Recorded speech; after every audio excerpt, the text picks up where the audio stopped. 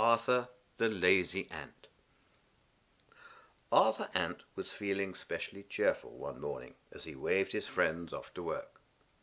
Arthur was not fond of work, but today was different. All he had to do was guard the nest, do a little housework, and cook the evening meal. "The housework can wait," he chuckled. "Who wants to be indoors on a day like this? I'm going to read my comic in the sunshine." Cecil Cricket was in and out of the nest in a trice. "Just what I need," he smirked. "My own television. Hee!" Arthur was still deep in his comic when Horace Housefly sneaked in and helped himself to the nest radio.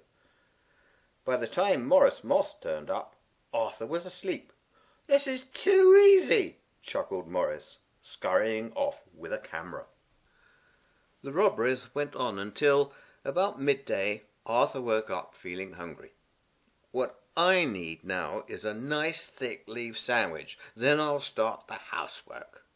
But inside the nest he got the shock of his life. "Oh no, we've been burgled!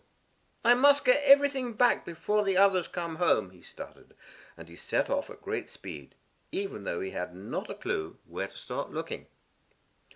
Arthur searched high and low until at last he spotted Cecil Cricket dozing in front of the stolen television set.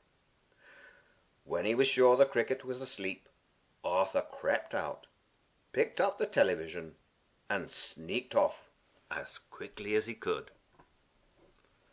It was hard work carrying such a big object, even for an ant, and Arthur was getting very tired. So at the top of a steep hill he stopped for a rest. "This is hopeless," he mumbled. "I'll never get it all back in time." Then he heard music nearby.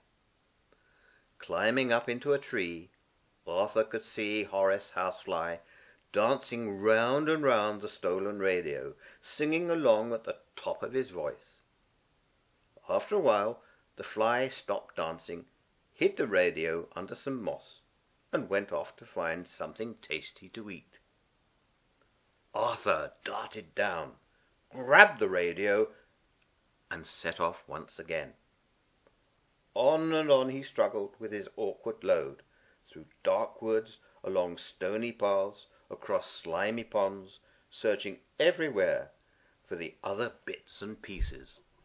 Suddenly he heard a loud clicking noise.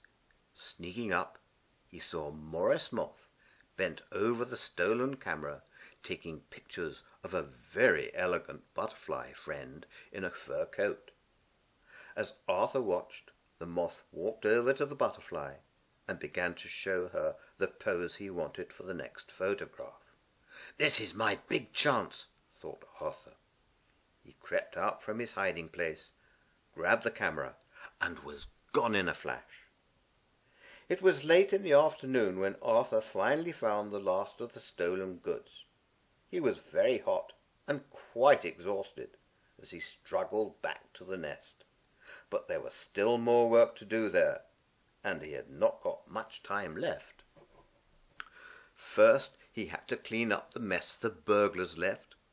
Then there were the broken pots and pans to mend, and finally he had to cook the meal and lay the table. On the stroke of 6 o'clock the other ants returned. He had made it just in time.